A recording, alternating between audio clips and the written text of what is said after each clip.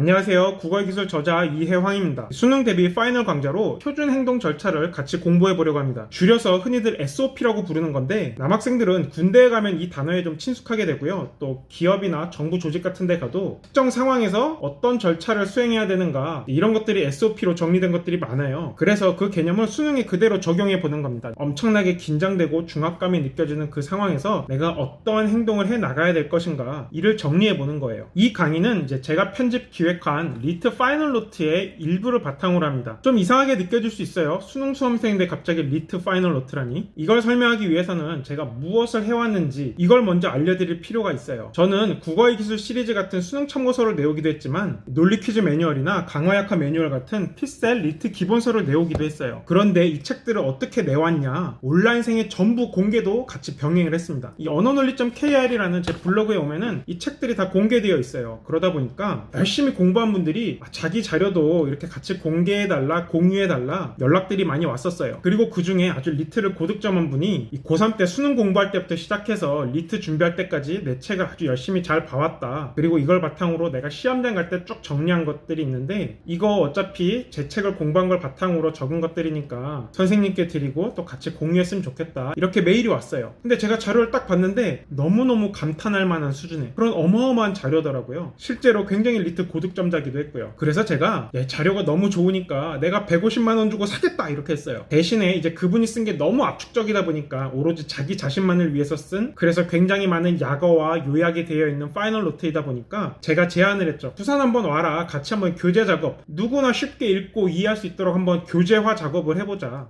그래서 제가 이제 부산 해운대에 사니까 그분이 놀러 오셔갖고 2박 3일간 정말 제가 비싼 거 많이 대접하고 하루 종일 같이 책 작업하고 문제에 대해서 토론하면서 이 책의 기틀을 닦았어요. 물론 이 책은 이 3명의 학생의 파이널 노트가 다 들어가 있긴 한데 그 첫 번째 분 이제 익명을 요구하셔서 여기서는 흔히 A씨라고 하는데 그분의 노트가 한 분량이 절반 정도 되고 굉장히 잘 정제가 되어 있습니다. 그래서 이제 그분이 쓴 내용 중에서도 시험장 행동 지침 이게 수능에 적용하기에도 너무너무 딱 들어맞고 좋아요. 뭐 구체적인 문제에 대한 지식은 다를 수 있겠지만 우리가 시험장에서 어떻게 행동해야 되는가 이거는 보편적일 수밖에 없거든요. 그래서 이제 그 원고 중에 일부를 제가 수능용으로 아주 약간만 손질을 봐서 이렇게 강의로 꾸려봤습니다. 그래서 이제 여기 보면 2020학년도 수능이라고 써놓긴 했는데 2030학년도 수능 친학생이 이 강의를 본다 하더라도 똑같이 도움이 될 거예요. 문법 지식이나 문학 작품에 대해서 얘기하는 게 아니에요. 진짜 말 그대로 시험장 행동 지침에 대한 것들이니까. 그리고 이 강좌는 사실 제 강의보다 강의 자료로 제공되는 이 PDF 파일이 핵심이에요. 그거 출력해서 이 강의랑 한번 보고 이제 평상시에서 한두 번씩 보다가 시험장에 가져가서 시험 시작 종치기 10분 전에 호록 이렇게 보면서 나의 행동 지침들을 잘 정리해 두면 시험장에서 이제 상위권 학생들은 실점을 최소화할 수 있을 거고요. 또 하위권 학생들은 점수 획득을 극대화할 수 있을 겁니다. 그런 목적으로 이 강의를 한번 진행해 볼게요. 참고 이 강의는 리트 수험생분들은 볼 필요 없어요. 그냥 이 책을 통째로 보시면 되고 필세 수험생들은 제가 최근에 귀인을 만났어요. 엄청 똑똑하신 이제 행정고시 합격자분께서 자신이 정리한 파이널 노트 너무너무 내용이 좋더라고요. 딱 보자마자 역시 돈 안 받겠다고 안 줘도 된다 그랬는데 내가 100만 원 줄 테니까 파세요 이래갖고 계약을 맺었어요. 안 그래도 이제 시험 합격하고 임용까지 시간이 있으니까 이틀 있다가 저 보러 놀러 온대요. 이제 제가 맛있는 거 대접하려고 좋은 식당을 예약해뒀습니다. 뭐 하여튼간에 이 강의는 수능 수험생만 보면 됩니다. 자, 시험 10분 전 되새길 내용. 첫 번째 이제 기출지문 2세트를 가져가서 풀 것. 이거는 뭐 여러분들이 알아서 선정을 해도 돼요. 그런데 제가 이제 6월에서 한 지문, 9월에서 한 지문을 미리 선정을 해놨어요. 이거를 이 자료 끝에 붙여놨으니까 뭐 따로 선정해서 출력하고 이런 거 귀찮은 학생들은 이 파이널 노트 하나 딱 붙잡고 시험장에 들어가세요. 이렇게 하는 이유는 뭐냐? 우리가 이제 좀 격한 운동을 할 때는 막 이렇게 늘어져라 스트레칭만 하면 오히려 기록이 그렇게 안 좋대요. 너무 이렇게 릴렉스만 할 때가 아니라는 거죠. 뭔가 막 이렇게 열심히 달려야 될 때는 좀 몸을 긴장 상태로 그렇게 할 수 있는 좀 워밍업 운동이 필요합니다. 이 정신적 운동인 국어 시험 문제 푸는 것도 비슷하게 볼 수 있어요. 그냥 시험지 받고 드립다 푸는 것보다 이전 지문들을 좀 보면서 이런 거 이렇게 풀어야지, 이 문제는 이런 식으로 출제됐어. 비록 똑같은 내용은 시험지에 안 나온다 하더라도 그렇게 사고 과정이 비슷하거나 문제풀이 과정 유형이 비슷한 게 내가 10분 후에 치를 그 수능 시험지에 있지 않을까 그렇게 예상하고 쭉 이렇게 머리를 한번 돌려주는 거죠. 이게 옛날에는 당일 신문을 가져가서 한번 쭉 읽어보라 이런 얘기도 있었어요. 글 읽는 연습을 한번 해보라고. 그런데 아무래도 가장 시험지에 가까운 거는 이 직전에 수능이나 혹은 이제 그해 있었던 6월, 9월 모의평가겠죠. 그래서 그 지문 2세트를 준비해 가서 풀어보자. 이거는 머리를 예열하기 위함이다. 꼭 한번 실천을 해보세요. 자, 두 번째, 우리의 목표는 뭐냐? 정답일 가능성이 높은 최선의 선지를 고르는 것이다. 그래서 이제 확실하게 정답인 선지에 집중하자. 선지 중 일부가 잘 이해되지 않더라도 거기에 너무 얽매이지 말고 명확한 정답이 있는지 한번 확인을 해보자. 이 얘기가 왜 중요하냐면 저도 이제 기출문제 해설을 하고 책을 쓰는데 정답은 이래서 정답이다라는 게 명쾌한데 어떤 오답들은 아주 치밀한 논리를 따라가서 그래서 이거는 적절하지 않아요 이렇게 나타나는 경우가 있거든요. 이게 시험 다 끝나고 해설을 하는 입장에서도 그런데 실제 시험 치는 학생들 입장에서 어떻겠어요? 시험장에서 명확하게 이게 이런 이유로 틀렸다 이렇게 파악하기가 어려울 수 있거든요. 그럴 때는 진짜 내가 딱 보니까 정답이 확실해. 그거 봤으면 만족을 하고 넘어가도 돼요. 오답은 느낌만으로 충분할 때도 있어요. 물론 이제 모든 문제를 느낌만으로 풀면 안 되겠지만 내가 정답에 대한 명확한 근거를 찾았다. 그런데 오답에 대해서는 좀 뭔가 긴가민가 하다 그러면 거기에 너무 많은 에너지를 쏟지 말고 넘어가는 것도 한 방법입니다. 자, 세 번째, 터널 효과를 조심할 것. 이건 다른 게 아니라 나의 시야가 터널 안에 있는 것처럼 탁 좁아진다라는 거예요. 그래서 그냥 주어진 것들만 갖고 판단을 해야 되는데 내가 일단 정답이라고 생각이 되는 게 있으면 그걸 향해서 내가 막 불확실한 기준을 갖고 오든 배경 지식은 갖고 오든 막 끌고 와서 답을 정당화해버린다는 거죠. 제가 그것과 관련해서 아주 재밌는 사례를 하나 보여드릴게요. 국어기술 영어로 공부한 학생들은 봤을 텐데, 자, 1번 기억에 들어갈 숫자로 적절한 것은 기억 여기 있죠. 이 자료를 보니까 이걸 이제 지문이라고 생각하면 돼요. A가 있으니까 이거는 A랑 같다라고 나와 있네. 그렇다면 11은 뭐랑 같냐? 1이랑 같겠네 라고 생각하는 학생이 한 부류. 그리고 또 다른 학생은 이거 보니까 A가 있으면 11 곱하기 A랑 똑같다고 하네. 그렇다면 기억은 뭐냐? 121 아닐까? 라고 생각을 하는 거예요. 그래서 정답을 1이나 2 중에 하나로 고르려고 하는 건데 이게 바로 터널 비전이에요. 기억이 뭐냐 그랬으면 지문을 바라보고 이 11이 뭔지를 명확하게 밝혀주는 걸 찾으면 돼요. 그래서 11이 여기 있죠? 11이 뭐예요 했더니 1이라고 정의가 돼 있어서 정답은 3번 이렇게 하고 넘어가면 돼요. 간단하죠? 물론 수학 시험이라면 이렇게 안 나오겠지만 국어 시험 문제를 푸는 관점은 이런 거예요. 그냥 지문에 주어진 걸 바탕으로 정답을 찾아 나간다. 엄청 간단하죠? 자, 이제 그러한 경우에 12는 뭐냐? 니은에 들어갈 숫자는 뭐냐? 정답이 뭘까요? 딱 지문을 보니까 12가 있어요 없어요? 없죠? 몰라요? 알 수가 없어요. 그래서 정답은 그냥 5번 체크하고 넘어가면 됩니다. 이게 국어시험 문제를 푸는 아주 초급적인 관점이에요. 어렵지 않죠? 이 제가 낸 기억 니은에 들어갈 것도 아마 쉽게 다 맞췄을 거라고 기대해요. 기대해도 되죠? 자, 넘어갈게요. 자, 문제는 발문부터 꼼꼼하게 읽고 문장은 주어부터 이렇게 끝까지 다 읽어볼 것. 이 발문을 읽는 것은 너무너무 중요하다. 이거는 제가 오르비를 하던 그 옛날 2004년 5년 이 시절에 이 지금의 국어의 기술 1권 발문편에 있는 내용을 올린 적이 있었어요. 그 내용이 지금 이 파이널 노트에도 녹아 있는 거예요. 이 발문이 중요한 이유는 뭐냐? 정답의 기준이 들어있기 때문이다. 그래서 오답이라는 건 뭐냐? 정답의 기준 중에 적어도 하나 이상을 만족하지 못한 게 바로 오답이라는 거죠. 이 문제를 정확하게 읽는 걸 강조하기 위해서 제가 제시하는 문제가 하나 있어요. 국어의 기술 1권을 공부한 학생들은 이 문제를 알 테지만 이 문제를 처음 보는 학생들은 제가 10초 셀 테니까 한번 빠르게 풀어보세요. 1초, 2초, 3초, 4초, 5초, 6초, 7초, 8초, 9초, 10초.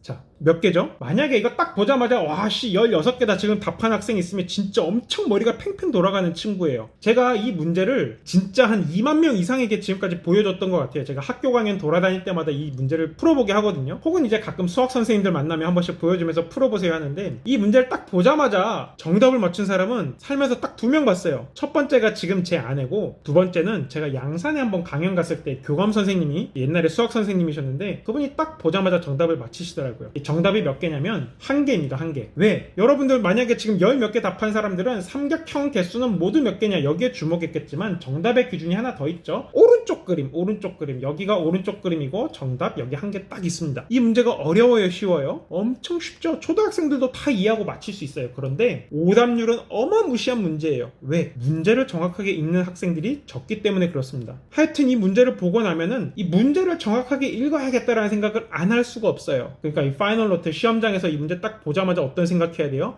오늘 내가 푸는 문제 전부 다 발문을 꼼꼼하게 다 읽고 풀자 이런 생각을 하면서 시험장에 임하면 됩니다. 자, 그리고 또 하나 강조하고 이제 문장 읽을 때 주어를 잘 읽자. 이 주어가 보통 문장 시작 부분에 있다 보니까 눈길이 잘 안 가고 그냥 슉 읽어버리는데 출제자들도 그걸 알아요. 여러분들이 빨리 읽느라 대충 읽느라 주어를 놓친다는 것을. 그래갖고 이 주어를 살짝 바꾼, 제가 국어의 기술 1권에선 이걸 바꿔치기라고 명명을 했었는데 이런 걸 바꿔치기한 오답 선택지가 엄청 많아요. 굉장히 뻔한 출제 기법인데 수능, 피셀, 리트 가리지 않고 나옵니다. 왜? 정말로 많은 학생들이 실수하거든요. 정확도를 확보한 상태에서 연습을 통해서 속도를 올려나가는 건 가능해요. 그런데 속도를 먼저 확보한 상태에서 정확도를 늘려가긴 되게 어려워요. 왜냐하면 정확도가 떨어지는데 속도를 확보했다라는 건 뭐냐? 대충 읽는다는 거예요. 대충. 그런 게 습관화되면은 굉장히 그 습관을 교정하기가 어렵습니다. 하여튼 시간이 좀 걸린다 하더라도 꼼꼼하게 천천히 정확하게 읽는 연습을 하고 이런 습관을 바탕으로 반복을 통해서 조금씩 속도를 높여나가는 거예요. 수능이 얼마 안 남았지만 지금부터라도 훈련을 해야 돼요. 알겠죠? 자, 세 번째 이제 발문과 주어 다음으로 집중해서 읽어야 될 부분은 뭔가 행위 주체. 이 주체라는 건 꼭 주어로 등장하지 않을 수도 있어요. 뭐 목적어로 등장할 수도 있고 뭐 부사어로 등장할 수도 있고 여러 가지가 될 수 있을 텐데 하여튼 어떤 주어나 대상이 바꿔치기 되지 않는지 단정적 진술 모두 그러하다, 예외 없이 그러하다, 상관없이 그러하다 뭐 이런 식의 표현들이 나오면 아무래도 틀릴 가능성이 높죠. 이거에 대해서 좀 이따 또 살펴볼 거고 이건 새로운 개념을 정의할 때 이 정의는 이 적성시험의 꽃이에요. 꽃. 왜냐? 이전에 여러분들이 접하지 못한 새로운 지문을 던져주고 시험을 풀게 하는 건데 그때 새로운 개념에 대한 정의가 없다면 그거는 배경지식 시험이 되겠죠. 그걸 막기 위해서 출제자들은 항상 뭔가 새로운 정의를 던져줘요. 그리고 이 정의를 바탕으로 이해해 나가라고 하는 거죠. 그러다 보니까 학생들이 이 정의를 잘 이해했나 묻기 위해서 정의에 관한 문제가 항상 나올 수밖에 없습니다. 직접적으로든 간접적으로. 그래서 정의가 나오면 시험장에서 진짜로 2번 이상 읽으세요. 그게 여러분들의 정답률을 높이는데 큰 도움이 되고 이 나머지 지문을 이해해 나갈 때도 정말 큰 도움이 될 겁니다. 대충 읽지 마세요. 정의는 정말 꼼꼼하게 읽으세요. 자, 그리고 또 자주 문제가 되는 게 뭐 예외나 단서, 한계 조항들 이런 것들은 특히나 이제 법학 지문에서 시험 문제 내기 아주 좋은 거예요. 왜냐면 법학 지문 자체가 원칙, 예외, 예외에 대한 예외 뭐 이런 식으로 나가거든요. 제가 극한 지문 법학 편에서도 이런 거 강조했지만 이런 논리들은 거의 뭐 문제를 내기 위해서 아예 지문에 단서를 집어넣었다라고 생각을 해도 좋습니다. 자, 그리고 이제 마지막으로 쟁점 대립. 이 평면적인 글보다는 이렇게 뭔가 대립하고 입체적인 글이 문제화하기가 쉬워요. 출제자도 지문 하나에서 3문제에서 5문제까지 뽑아내야 되는데 좀 입체적인 글이 좋지 않겠어요? 그래가지고 어떤 쟁점에 대해서 이렇게 네모, 세모 대립하는 지문이 나올 수 있는데 그럴 때는 이 각각의 특징이 뭐냐 그리고 뭘 가장 중요하게 생각해야 되냐면 이 기준이 뭐냐 어떤 걸 기준으로 이렇게 나뉘었냐 혹은 이제 이 둘 사이에 공유하고 있는 공통점이 뭐냐 이런 것들이 이제 대립형 지문에서 많이 나오는데 이 기준, 공통점, 각각의 특징 등을 체크하면서 읽으면 그런 것들이 문제화가 자주 되기 때문에 굉장히 문제를 빠르게 풀어나갈 수 있습니다. 지문을 꼼꼼하게 잘 읽으면 문제를 굉장히 빨리 풀어나갈 수가 있고 이런 방식으로 전체적인 시험 시간을 계속 줄여나가는 거예요. 자, 그런데 우리가 이제 정답을 고르기 어려운 상황이 있을 수 있어요. 올바른 것을 고르라 그랬다면 어떻게 해야 되느냐 올바르지 않은 것을 찾아서 이제 그걸 제거해 나가는 방법 소고형으로 풀어볼 수가 있다. 여기 이제 뒤에 나오는 말이 조금 어려운데 어떤 선지를 P라고 할게요. 근데 그 선지를 부정한 not P가 있을 때 이게 옳은지 안 옳은지 잘 모르겠는데 요거를 딱 보니까 아 이건 옳은 이야기야 이런 생각이 들 수가 있어요. 그러면 이 P를 부정한 not P가 옳다면 요거는 뭐예요? 확실하게 틀린 선지죠. 이게 논리적 부정의 의미니까요. 이게 뭐 별거 아니고 당연한 것 같은데 우리가 언어적 감각으로 따졌을 때는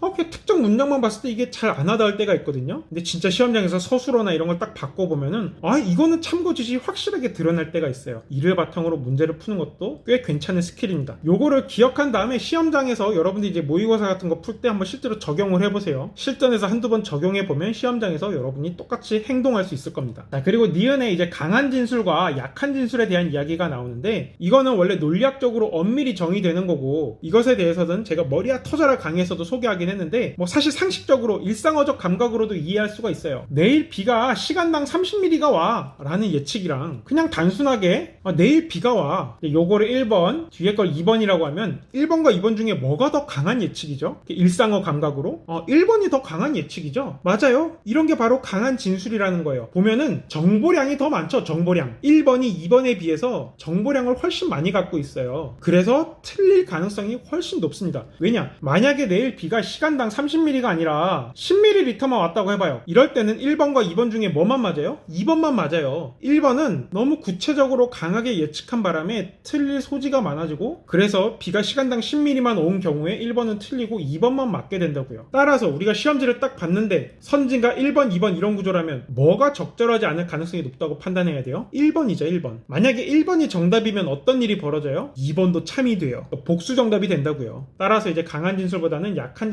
정답으로 고르는 게 조금 더 합리적이죠. 자, 그리고 이제 디귿 계속 계속 발문에 대한 이야기예요. 발문이 전형적이지 않은 경우는 분석해서 독해한다. 자, 발문이 전형적이지 않다. 이거를 세 글자로 뭐라 그러냐면 신유형이라 그래요. 신유형. 이전에 없던 발문이 다 신유형이에요. 신유형. 이런 것들은 발문을 진짜 정확하게 읽어야 돼요. 출제자들도 이전에 없던 문항이기 때문에 조심스럽잖아요. 이 문제가 뭔가 잘못 설계됐을까봐. 그래서 이 발문을 아주 정확하게 이 정답의 기준을 아주 노골적으로 전달을 해줍니다. 제가 이와 관련해서 굉장히 인상적인 문제를 하나 알려드릴게요. 이게 좀 오래된 문제고 난이도가 되게 쉬운 문제긴 한데 당시에 제가 알던 형이 이 문제를 수능 시험장에서 18분 동안 풀었는데 못 풀었대요. 굉장히 똑똑한 형이었고 지금 이제 전문의를 땄는데 하여튼 의대 졸업할 때까지도 이 문제 얘기를 종종 했어요. 그 형이 이 문제를 못 풀었던 이유가 뭐냐면요. 이 발문 자체가 뭔가 되게 낯설죠. 뭐 이 윗글의 내용과 일치하는 것은 이런 게 아니잖아요. 뭔가 폐어 단계에서 관찰할 수 있는 뭐 호흡계 구조를 보기에서 찾아 뭐 바르게 묶은 것은 1점이라서 되게 쉬운데 그 형이 시험장에서 뭘 놓쳤냐면 폐어 단계 관찰 여기에 꽂혀버린 거예요. 그래가지고 다 찾아보니까 요 선지에 정답 묶음이 없었대요. 그분이 놓친 건 뭐냐? 요 호흡계 구조였어요. 이걸 놓치니까 아주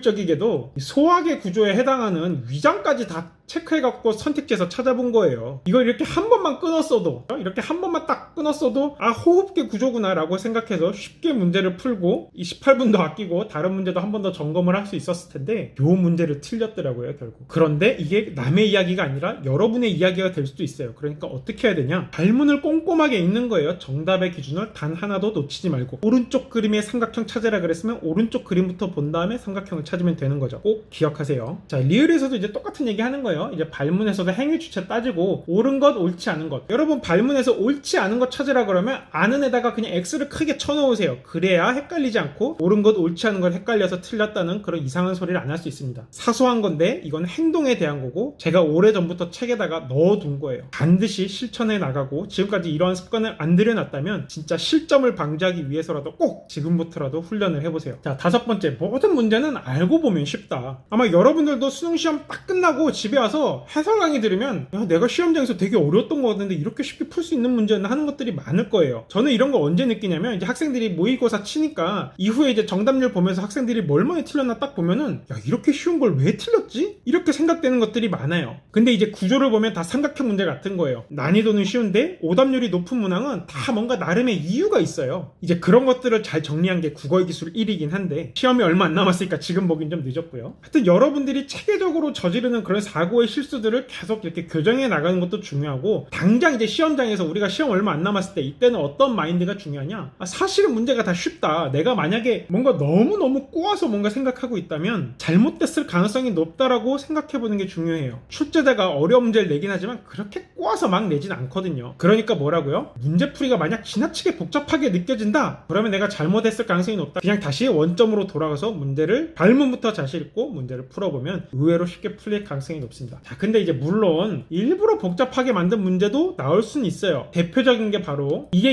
2019학년도 수능 정답률도 19%에 육박한 아주 미친 문제. 딱 봐도 이거는 내가 못 풀 것 같은데 이런 느낌이 들 수 있어요. 그런 문제는 그냥 뛰어넘어도 괜찮아요. 사실 이거 그냥 문제 해설을 하는 입장에서 보면 너무 쉬운 문제예요. 정답이 되게 허무하게 나와요. 그런데 그거는 다 사후적 논평이고 내가 실제 시험장에서 이 문제는 못 푸는 문제라고 생각하는 게 맞아요. 이 정신적인 압박이 너무 오거든요. 딱 보기를 읽을 때부터. 물론 문제는 보기를 안 봐도 풀 수 있는 허무한 문제긴 한데 그건 다 풀고 나서 할 수 있는 거지 내가 보기를 읽으면서 예측할 수 있는 게 아니잖아요. 딱 보자마자 이건 내 인생과 상관이 없다는 문제가 되면 그냥 뛰어넘는 것도 굉장히 괜찮은 전략입니다. 이 6월 모의평가 41번 문제는 좀 더 이상해요. 정답률이 EBS 기준으로 12%인데 이 원숭이들 데려다 놓고 OMR 카드를 마킹하게 해도 정답률이 20%는 나와요. 왜? 오지선 다 찍으면은 기대값이 20%는 되잖아요. 랜덤으로 찍어도. 그런데 12%는 뭐냐? 열심히 풀려고 덤벼도 틀릴 가능성이 매우 높다. 찍은 학생들이 맞힐 가능성이 오히려 더 높다라는 거예요. 아마도 여러분들이 칠 수능 시험에서 비문학 3점짜리 문항은 알고 보면 쉬운 문항일 수 있으나 내가 웬만큼 실력이 갖춰져 있지 않으면 이런 문제 때문에 시간은 시간대로 쓰고 틀릴 가능성이 굉장히 높거든요. 일단 제쳐두고 나중에 풀 생각하세요. 나중에 뭐 시간 모자르면 못 푸는 거고 시간이 좀 남아서 좀 편한 마음으로 보면 쉽게 풀 수 있는 거고요. 그렇게 대처해 나가길 바랍니다. 자, 그리고 6번 이제 어떤 영역, 유형, 제재 이런 걸 먼저 풀지 미리 생각 생각을 해더라. 사람에 따라서 화작 먼저 풀고 독서 풀고 문학 풀고 문법은 제일 마지막에 풀 수도 있고 그냥 순서대로 쭉 풀 수도 있고 혹은 뭐 문학부터 본 다음에 다른 것도 풀 수도 있고 이건 다 달라요. 그런데 그 순서를 미리 정해두는 게 중요해요. 이거는 누가 정해줄 수가 없어요. 왜냐면 수험생마다 뭐가 자신 있는지 다르고 또한 수능 시험장에 어떤 게 나올지도 잘 모르기 때문에 그래요. 이 작년 수능 전까지 유행했던 게 뭐 화작문 20분 컷 이런 말 되게 유행했거든요. 그런데 이제 수능을 까보니까 어때요? 이런 거 다 쓸데없는 일로 밝혀졌죠. 왜냐하면 이렇게 몇 분 컷, 몇 분 컷, 몇 분 컷은 내가 시험지에 뭐가 나올지 아는 상태에서 정할 수 있는 거예요. 예를 들어 마라톤 같은 경우에는 몇 킬로까지 몇 분 컷 이런 걸 정할 수가 있어요. 왜냐? 지형이 다 공개되어 있거든요. 그래서 어떤 부분에서 오르막이 있고 내리막이 있고 뭐 커브가 있고 다 알아요. 그러니까 내가 이걸 계획할 수가 있는데 시험은 그렇지가 않아요. 뭐가 나올지 몰라. 만약에 뭐가 나올지 내가 미리 안다. 그러면 이제 쇠고랑 차는 거예요. 그냥 시험장에서는 하여튼 전력 질주하는 거예요. 뭐 몇 분 컷 따질 시간이 없어요. 그냥 풀어도 딱한 게 수능 시험입니다. 어떤 특정한 문제에 시간을 너무 많이 날리지만 않는다면 탁탁탁 풀어나가면 뭐 얼추 시간 조절이 돼요. 그러니까 이제 1번에서 말하듯 포기하더라도 이제 시간 아낀 문제, 아까 말한 비문학 미친 3점짜리 문항이 나온다면 이제 이런 거 빨리 포기하면 시간을 많이 벌고 이걸 토대로 다른 문제를 2개 이상 맞출 수도 있겠죠. 시간이 없어서 아쉽게 못 푼 문제도 있을 거고 시간을 많이 투자했는데 틀린 문제도 있을 텐데 성적표에는 어떻게 나와요? 과정을 모르니까 그냥 전부 틀린 문제로 나온다는 거죠. 그래서 내가 어떻게 풀지 정해두고 아주 이상하고 어려운 문제를 만났을 때 어떻게 대처할지. 예를 들어 내가 문제를 찍을 거면 시험장에서 몇 번 찍을까 고민할 필요도 없고 시험장 들어갈 때 몇 번을 찍을지를 미리 정해놔야 돼요. 2번 찍겠다라고 마음을 먹었으면 모르는 문제 나오면 그냥 2번 딱 찍고 고민도 하지 말고 넘어가는 거예요. 그래야 찍는 게 의미가 있어요. 괜히 거기에 또 시간 날려버리면 찍는 의미가 없죠. 자, 그래서 이제 막힌 문제가 나왔을 때 그냥 찍고 지나가거나 일단 제쳐두고 나중에 시간 남으면 다시 풀거나 그래서 나중에 좀 편안한 마음으로 풀면 안 보이던 접근 방법이 보일 수도 있다. 자, OMR 마킹에 대해서 이 OMR 마킹은 핵심은 뭐냐? 10분 전에 시작해라. 이 문제풀이 시간 전체에서 가장 득점이 높은 활동이 바로 OMR 마킹이다. 막 5분 남았는데 급하게 하다가 뭐 OMR 교체해야 된다 그러면 굉장히 낭패겠죠. 또 기사 난 것 중에 그런 것도 있었어요. 어떤 뭐 삼수생 학생이었다는데 시험 중 쳤는데도 OMR 마킹하니까 한 학생이 이의 제기해서 저거 다 무효 처리해야 된다 해갖고 결국 무효 처리가 됐다는 그런 기사도 난 적이 있죠. OMR 마킹만 좀 충분히 잘했어도 좀 아쉬움이 남더라도 뭔가 희망을 걸어볼 만한데 OMR에서 실패하면 두 번째 기회는 내년에 주어집니다. 그러니까 10분 전에는 OMR 마킹을 시작을 해라. 알겠죠?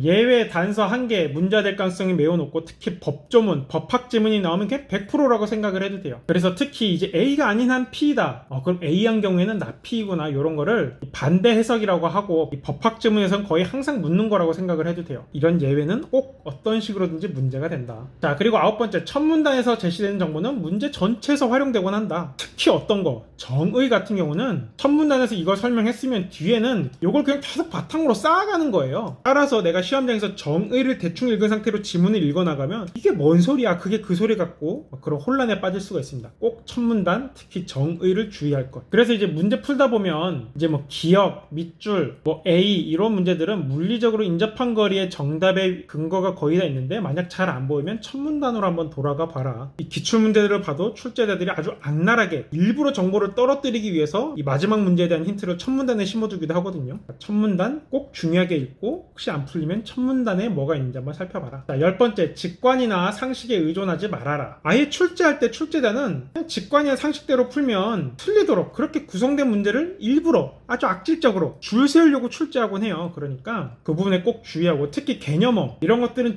정의대로만 어떤 개념어들은 이 정의대로만 생각했을 때 내 직관에 반할 때가 있어요. 일상어 감각에 반할 때가 있고 특히 논리 개념어 법적인 개념어들이 그래요. 예를 들어 법학에서 악의냐 선의냐 이거는 도덕적 선악과 관계가 없고 내가 알고 있었으면 악의 모르고 있었으면 선의 이렇게 구분하거든요. 이런 것들은 상식이나 직관으로 생각하면 안 돼요. 아주 착한 의도로 했다 이런 거 필요 없고 엄밀하게 주어진 정의 용어 그 의미 그대로만 사용해야 된다. 자, 11번째 형식적 거시적 풀이를 맞춘 후 실질적 미시적 풀이로 넘어가라. 그래서 뭔가 이항 대립이나 이항 관계처럼 뭔가 네모 세모 이런 대립상이 나오면 확실하게 틀린 것이 있는지 이런 걸 빨리 구분할 수가 있거든요. 그런 걸 빨리 체크한 후에 세부 사항을 검토한다. 12번째 별건 아닌데 이제 긴 문장은 괄호 슬래시로 꼭 끊어서 이해하고 또 어순 때문에 헷갈리는 게 있으면 부등호 이 화살표 등을 통해서 교통정리를 해주면 우리가 이해하기 쉽고 헷갈리지 않겠죠. 그래서 A는 B보다 크다, B는 A보다 크다. 이거 언뜻 들으면 그게 그 말 같은데 헷갈리지 않기 위해서 어떻게 해야 된다고요? 부등호를 한다. A는 B보다 크다, B는 A보다 크다. 이렇게 표시만 살짝 해줘도 나중에 문제 풀 때 다시 봤을 때 헷갈리지가 않겠죠. 자, 그래서 간단한 연습, 이거 모의평가에 나왔던 선지를 제가 갖고 온 건데, 기억은 디귿과 달리 요건 이제 괄호를 쳐줘도 좋아요. 이 기억은 공적 기록에 의해 소유권 양도가 공시될 수 있다. 그럼 디귿은 뭐예요? 이렇게 공적 기록에 의해서 공시되는 게 아니라는 거죠. 요 괄호 위치가 어디에 있을지 모르거든요. 근데 딱 쳐주고 이 서술어와 주어가 직접적으로 딱 관계 맺는 것끼리만 보면은 이해가 쉽고 헷갈리지 않습니다. 자, 나는 가와 달리 여기다 그냥 괄호를 쳐주면 돼요. 글쓴이의 주장과 그에 대한 논거가 제시되고 있다. 아, 주장이 있고 논거가 제시된다. 나는 그렇다. 그럼 가는 뭐예요? 주장이 없거나 논거가 없거나 혹은 둘 다 없거나 그런 얘기겠죠. 자, 그리고 이제 세 번째, 원수는 주어에서 한번 끊고 함곡에서 연주로 방향 한번 표시해주고 이렇게 가는 도중에 사관에서 쉬려고 끊고 분말을 멈추었다. 그러니까 이 선지는 언제 거짓이 될 수 있어요? 원수가 아닐 때 거짓이 될 수 있고, 방향이 거꾸로일 때나 완전히 다른 데 갈 때 거짓이 될 수 있고, 사관이 아닐 때 거짓이 될 수 있고, 쉬려고 할지 아니면 뭐 다른 것 때문인지 이렇게 목적이 다를 때 거짓이 될 수 있고, 분말을 멈췄는지 뭐 가마를 멈췄는지 이런 거에 따라 오답 포인트가 다 달라지는 거죠. 자, 13번째, 자주 문제가 되는 부분 특히 집중해서 보자. 기억은 우리가 봤던 거고, 니은 인과적 사슬 지문에다가 그냥 화살표로 계속 표시해두면 좀 덜 헷갈리고요. 아예 이런 게 좀 복잡하다 싶으면 여백에다가 어떻게든 시각화해두세요. 그려두세요. 그리고 나중에 문제 풀 때 지문을 봐야 된다면 그 여백에 있는 내용을 바탕으로 푸는 거죠. 예를 들어 A가 증가할 때 B가 증가한다. 아주 단순하게 나타내면, 이렇게 나타내면 제일 편해요. A가 증가할 때 B가 증가한다, A가 감소할 때 B가 증가한다. 이렇게 나타낼 수 있겠죠. 하여튼 이런 식의 시각적 표현들을 여백에 꼭 남겨주세요. 특히 증가 감소 관계, 인과관계 등은 살짝만 정리해두면 지문 읽을 때 시간이 좀 드는 것 같지만 결국 문제를 더 빠르게 정확하게 풀 수 있다. 자, 정답의 근거, 뭐 기억, 네모, 밑줄 같은 거 있으면은 그것과 관련된 근거는 다 어디에 있느냐? 물리적으로 가까운 경우, 논리적으로 가까운 경우에 있다. 만약에 없다면 첫 문단에 한번 달려가 본다라는 게 앞서 살펴봤던 거고요. 15번, 이게 아주 중요한 행동 포인트예요. 정당화되지 않은 값만으로 정답을 나중에 OMR 마킹하면서 딱 봤는데 이게 아닌가? 저건가? 이러면서 고치지 말라는 거예요. 왜 그런지 논리적 설명은 이렇습니다. 문제 풀던 당시에 나는 뭐예요? 온 집중력을 쏟으면서 치열하게 생각하던 나고요. 마킹을 하는 나는 누구예요? 기억도 가물가물하고 시간이 정말 얼마 안 남았으니까 생각이 매우 좁아져 있어요. 이런 애는 믿을 수가 없어요. 그러니까 쿨하게 과거의 자신을 믿고 그냥 넘어가는 거예요. 과거에 나도 무슨 생각이 다 있었겠지, 그러니까 이걸 정답으로 찍었겠지 라고 생각하고 넘어간다라는 거죠. 그래서 이제 정답 바꿔서 틀렸다는 얘기를 정말 많은 학생들이 하잖아요. 왜 그래요? 정답 바꿀 때의 나와 처음 정답 선택할 때의 내가 다르기 때문에. 믿을 만한 사람은 처음에 문제 풀던 난데, 마킹하는 내가 으쌰 내 맘대로 할 거야 이렇게 해갖고 정답을 바꿔서 틀리게 된다라는 거죠. 그런데 이제 만약 진짜로 이제 크게 의심이 든다면 어떻게 해야 되냐? 완전히 원점으로 돌아가서 다시 문제를 발문부터 시작해서 꼼꼼하게 체크하는 거예요. 급하다고 확 정어로 뒤집은 건 진짜 최악의 선택이다. 과거의 나를 믿으세요.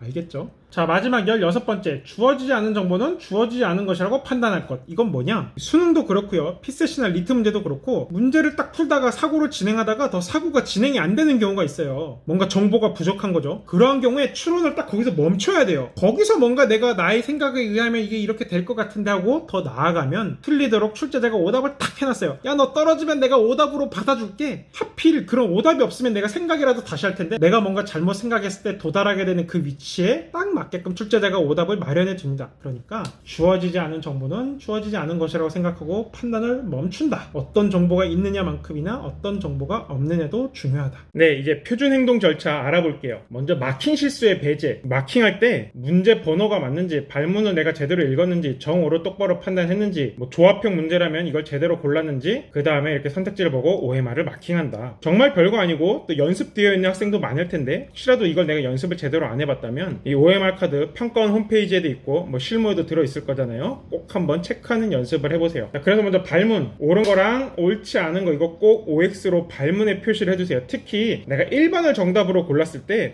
기분 좋게 넘어가는 게 아니라 내가 옳지 않은 것, 옳은 것 이거 혹시 혼동한 거 아닌가? 이런 의심을 해봐야 된다라는 거예요. 그래서 이제 여기서 권장하는 게 선택지 옆에 TF로 아예 표시를 해둬라. 왜냐하면 OX로 표시를 하면 이게 정답이다 아니다 표시 같기 때문에 헷갈릴 수 있다라는 거예요. 예를 들어 적절하지 않은 것을 고르라 고르라고 하면 이렇게 틀린 내용이 정답이잖아요. 그런데 만약 적절한 것을 고르라 그러면 틀린 게 정답이 아니죠. 그런데 이제 OX를 정답이냐 아니냐 혹은 참이냐 거짓이냐에 똑같이 써버리면 헷갈릴 수 있다는 건데 뭐 이거는 지금까지 여러분이 써온 방식을 그냥 그대로 적용하면 돼요. 너무 막판에 바꿀 필요는 없고 내가 이걸 헷갈리지 않는다면 혹은 이런 게 헷갈릴 수 있다라는 생각만 벌써 이렇게 들어만 봤어도 시험장에서 이런 실수를 하지 않을 겁니다. 선택지 조합 이런 걸 합답형이라 그러죠. 기억, 니은, 디귿 이런 걸 보기에서 골라서 선택지에서 찾는 거. 멀쩡히 문제 풀 때는 기억, 니은, 디귿 옳다고 해놓고서 갑자기 선택지 체크할 때는 니은, 디귿을 고르는 경우가 있을 수 있어요. 특히 마지막에 답 바꿀 때 내가 이런 사소한 실수를 하지 않도록 이 내용을 꼭 기억해주세요. 어이없는 막힌 실수를 하지 않을 겁니다. 그리고 이제 선택지의 정오 이거는 정말 누구에게나 일어날 수 있는 건데 어떤 선택지 예를 들어 3번을 골라야지 해놓고서 무심결에 4번에다가 동그라미 이렇게 칠 수 있다라는 거예요. 여러분도 이런 경험 한 번 정도 있지 않나요? 혹시라도 수능에서 이런 경험을 하지 않도록 지금 이 막힌 실수에 대한 내용은 꼭 시험장 10분 전에 한 번 더 되새겨 주세요. 이 막힌 실수와 관련해서 제가 짝수형의 비극이라는 그런 만화를 그린 적이 있어요. 2017학년도 수능 보고 하도 어이가 없어갖고 자 지금부터 여러분은 2017학년도 수능 짝수형 수험생이에요. 시험지 문제를 다 풀었고 이제 OMR 마킹을 10분 전부터 시작하는데 4번 4번 4번 4번 5번 4번 4번 갑자기 동공이 흔들리기 시작해요. 아니 4번이 이렇게까지 연달아 나올 수가 있나? 참고로 2017학년도 수능 짝수형에서 4번은 15개인가 14개인가 나왔어요. 거의 3분의 1이 4번이었어요. 이 정도 상황이 되면 평범한 학생들이 이제 내적 갈등이 시작되는 거예요. 4가 이렇게 많이 나오다니 뭐 이상하긴 하지만 나의 선택에 확신을 가질 거야. 아니야 4가 이렇게 많이 나오다니 좀 불길해. 주구삽자인가?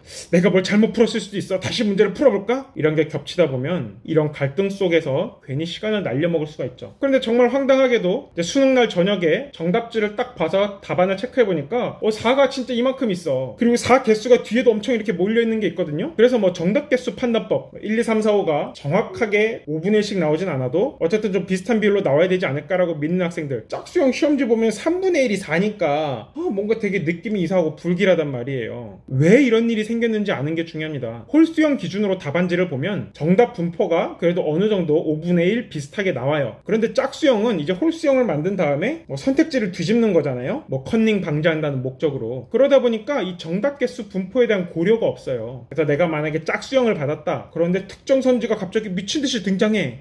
그럴 수 있구나 하고 그냥 넘어가면 돼요. 정답 개수에 대한 그런 생각을 할 필요가 없다. 알겠죠? 이걸 뭐 기술적으로 좀 해결할 수 있는 방법이 있으면 좋겠는데 뭐 딱히 없을 것 같아요. 그래서 짝수형의 비극입니다. 하여튼 2017학년 수능이 워낙 좀 특이했어서 그렇지 보통 짝수형 시험지 답안지를 보면 이 선지가 한 곳에 좀 몰려서 분포하는 경우가 있거든요. 잘 찍으면 대박이죠 뭐. 이제 두 번째 헷갈리는 선지 의사결정 기준. 이거에 대해서는 기본적인 건 앞에서 다뤘죠. 한 번 더 가볍게 복습한다고 생각하면 돼요. 발문의 정답 조건 이걸 엄격하게 적용해라. 그 두 번째 이제 강한 주장일수록 약한 주장에 비해서 틀렸을 가능성이 높다. 왜? 정보량이 많기 때문에 틀릴 소지가 더 많이 걸리는 거예요. 그래서 이제 강한 주장 중에 뭐 언제나 순수한 뭐뭐만이 뭐 무관하다 아무리 뭐뭐 하더라도 반드시 뭐 변함없이 상관없이 이런 표현이 있으면 굉장히 강한 주장이니까 굳이 찍어야 된다면 이 강한 주장이 틀렸다라고 판단하는 것이 좀 합리적이다. 찍을 때 이야기하는 거예요. 자 그리고 세 번째 이거 뭐 다 아는 비밀인데 내용일치 문제든 혹은 뭐 보기를 통한 비판 문제든 무엇이든 간에 유형을 가리지 않고 이 핵심 주장, 지문의 핵심 논거에 가까운 선택지가 정답인 경우가 많아요. 수능뿐만이 아니라 뭐 리트, 피셋 다 그렇습니다. 왜냐? 출제자가 이 문제를 내는 건 뭐예요? 전부 여러분들의 이해도를 묻기 위해서예요. 제가 이제 국어기술 2권에서도 강조했던 건데 출제자의 의도는 다 하나예요. 지문의 이해도를 평가하는 겁니다. 그게 단순하게 주제 찾기 문제로 나올 수도 있지만 사실 주제 찾기 문제는 너무 쉬워서 잘 안 내고 그게 뭐 내용일치 문제든 뭐 추론 문제든 비판 문제든 이렇게 뭔가 복잡하게 나오는데 결국 핵심은 뭐다? 지문의 이해도 평가. 따라서 핵심 주장, 핵심 논거에 가까운 선택지가 정답이 되는 경우가 많고 이를 제가 앞서 설명한 것과 연결지어보면 정답은 그래서 쉽게 보이는 경우가 많아요. 지문의 핵심 주장을 내가 파악했으면 정답이 쉽게 보일 수 있다고요. 그런데 오답 같은 경우는 지문의 핵심과 관계가 없고 어디 이상한 지엽적인 곳에서 복잡하게 만들어질 수 있다 보니까 그런 것들은 시험장에서 판단하기가 좀 어려울 수 있어요. 그래서 뭐라고요? 명확한 정답을 발견했으면 오답 선택지에 대한 근거가 확실하게 보이지 않더라도 자신감을 갖고 넘어간다. 이러한 경험은 사실 여러분들이 기출문제 분석을 하면서 충분히 좀 느꼈어야 될 부분이에요. 이 선택지 왜 출제했지? 지문의 이해도를 평가하기 위해서 이러이러한 지문의 핵심과 관련이 있다 보니까 이걸 이렇게 만들었나 보다. 이러한 경험이 있으면 제가 지금 하는 말에 대해서 맞아 이렇게 넘어갈 수 있을 거고 아직 좀 그런 경험이 부족하다면 늦지 않았으니까 6월, 9월 모의평가 열심히 풀어보면서 이 선택지 왜 냈을까 고민하고 지문의 핵심과 연결지어 지켜보고 그러한 습관을 들이세요. 이런 식으로 기출문제 분석하는 방법에 대해서는 제가 이 유튜브에 이 국어 복습법이 곧 기출 분석법이다 라는 영상을 찍어둔 게 있으니까 한번 살펴보세요. 벌써 3만 명이 넘게 본 영상입니다. 하여튼 이제 종료 10분 전에 매 분이 1점이라고 생각하고 멘탈을 꽉 잡고 있어야 된다. 몇 문제 못 풀었어도 그거에 너무 신경 쓰지 말고 평정을 유지하는 편이 낫다. 항상 시험장에서는 평정심을 유지하는 게 핵심이에요. 되게 좀 기괴한 사례긴 한데 제가 작년에 이제 유기견을 한 마리 구조한 적이 있어요. 뭐 눈도 한쪽이 안 보이고 이빨도 거의 없는, 얼마나 굶었는지 배가 호쭉한 애였는데, 하여튼 그 친구를 구조해서 보호하고 있다가 그 친구를 입양하겠다는 분이 나타나서 이제 패택시를 타고 몇 시간 동안 타고 가서 윙크라는 강아지를 이렇게 새 가정에 인도를 했는데, 그때 그 패택시 운전하던 아저씨가 한 마리 있어요. 수능 국어가 너무 어려워서 망치는 바람에 수리 영역부터 시작해서는 그냥 완전히 포기했다라는 심정으로 엄청난 평정심으로 문제를 풀었대요. 그러고 나서 수학 문제 이런 걸 다 너무 잘 쳐갖고 전교 2등을 했대요. 그 수능 점수로. 그래서 야, 평소라면 못 갈 대학을 지금 골라갈 수 있게 되었다고 뭐 그런 얘기를 하시더라고요. 핵심은 뭐다? 평정심. 결과가 나오기 전까지는 뭘 알 수가 없어요. 그러니까 미리 너무 좋아할 필요도 없고 미리 너무 슬퍼할 필요도 없고, 시험장에서는 고요한 물처럼 이렇게 패닉에 빠지지 않도록 잘 멘탈을 유지해야 됩니다. 괜히 뭐 안 먹던 우황청심원이나 이상한 약 먹지 마세요. 혹시라도 그런 걸 복용하려면 사전에 한번 먹어보세요. 되게 전설적인 일화들이 있어요. 시험장이 너무 긴장되고 수능이 중압감이 있으니까 아주 유명한 학원장 분께서 딸한테 우황청심원을 수능날 먹여줬대요. 그리고 시험장에서 너무 긴장이 풀어진 나머지 이렇게 스르르 잠들어갖고 그대로 재수했다라는. 그러니까 멘탈 관리 잘 하시고, 너무 불안하면은 숨을 들이쉬고 내쉬고 하는 그런 호흡을 의식하는 것 3번 정도만 해도 훨씬 마음이 안정돼요. 정말 별거 아니라고 느낄 수 있는데 이런 식의 호흡 명상, 짧더라도 이렇게 호흡을 의식하는 게 일종의 명상이거든요. 뭐 구글이나 페이스북 같은 대기업에서 사내 교육으로 활용되고 있을 정도래요. 이걸 마인드풀니스 명상이라 그러는데 대학 가서 심심하면 한번 찾아보세요. 굉장히 유익합니다. 자, 그리고 이제 마킹할 때 이제 문제를 다 풀고 난 상황에서 내가 확신을 갖고 이거는 무조건 정답이야 라고 생각했던 문제는 굳이 검토할 필요가 없어요.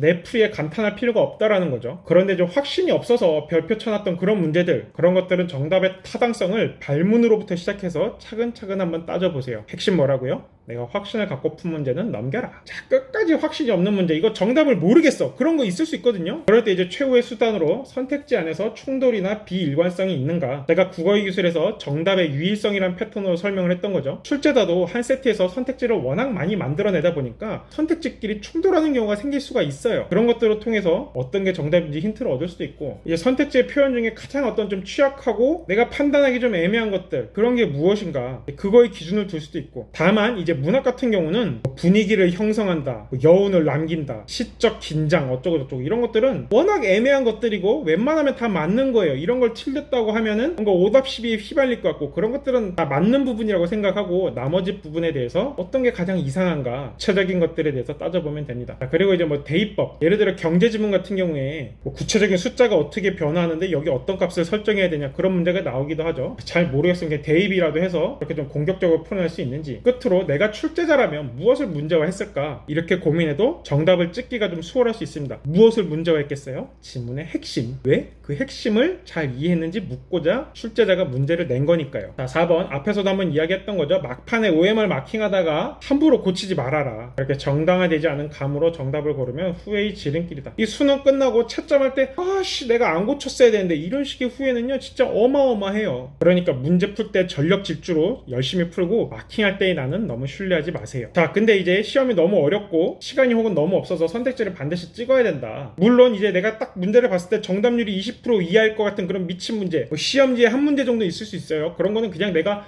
정답을 몇 번 찍기로 했으면 그냥 딱 찍고 넘어가는 게 합리적일 수도 있고, 이제 그 정도는 아니고 좀 어느 정도 선택지를 가려봤는데 그 중에서 뭔가 잘 몰라서 찍어야 될 때, 그럴 때는 기본 원칙 강한 진술이 거짓일 가능성이 높다. 그리고 혹시라도 이제 지문에서 예외로 내가 표시했던 것들, 체크했던 게 문제화된 거 아닌가 검토할 필요가 있어요. 핵심을 문제화하긴 하는데 출제자는 또 장난꾸러기이기 때문에 이 예외라고 명시된 것들에 대해서도 네가 잘 알고 있냐고 묻긴 해요. 어쨌든 여러분들 줄 세우는 것도 출제자의 중요한 의무니까요. 그래서 이런 식의 감각을 키우기 위해서 자료 작성자분은 리트를 준비하다 보니까 피셋 기출문제로 찍어보는 연습을 했다 그러는데, 여러분들은 이제 리트 기출문제를 구해서 리트.or.kr에 가면 기출문제가 다 나오거든요. 선지만 보고서 한번 답을 쭉 찍어보세요. 그러고 나서 이제 정답표를 보면서 이거 내가 맞출 수가 있었다니, 이런 경험을 한두 번 정도 해보세요. 별건 아닌데 한 번만 해봐도 좀 자신감도 생기고 감각을 날카롭게 할 수 있을 겁니다. 하여튼 찍는 기준 단정적 진술 이게 좀 틀렸을 가능성이 높다. 너무 구체적 진술, 예외를 인정하지 않는 반드시 변함없이 상관없이 언제나 항상 이런 게 거짓일 가능성이 높고 이게 만약 지문에 나올 때 어떡하려고요? 훨씬 더 강조해서 밑줄을 치든 어떻게든 기억을 해둬야 된다. 왜? 출제자가 문제화할 수 있으니까. 그리고 요소를 딱 명확하게 한정해서 열거하는 진술. 뭐뭐만이 뭐뭐다. 그리고 어떤 요소가 결과와 무관하다는 진술. 이 무관하다는 지문에 있을 때도 주의해야 되는 표현이에요. 그리고 이제 끝으로 전칭 진술. 모든 A는 B이다는 어떤 A는 B이다보다 거짓일 가능성이 좀 높죠. 물론 논리학적으로는 제한 조건이 하나 있긴 해요. 요 A가 공집합이어서는 안 돼요. 그러한 경우에는 이게 성립하는데 주어가 공집합인 경우는 6번이 꼭 옳진 않아요. 그런데 이거는 이제 논리학 지문에서나 뭐 언급이 될 만한 내용이고 일반적인 선지 판단 기준은 6번처럼 생각하면 된다. 더 구체적인 내용이 알고 싶다면 머리야 터져라를 참고해 주세요. 지금까지 수능국어 표준 행동 절차에 대해서 들어준 여러분들께 정말로 감사드리고 이거 꼭 출력을 해서 갖고 다니면서 또 모의고사 풀기 전에 실제로 한 번씩 보시고 시험장에서도 시작종 치기 전에 쭉 한번 훑어보기를 간곡히 부탁드립니다. 모두들 화이팅!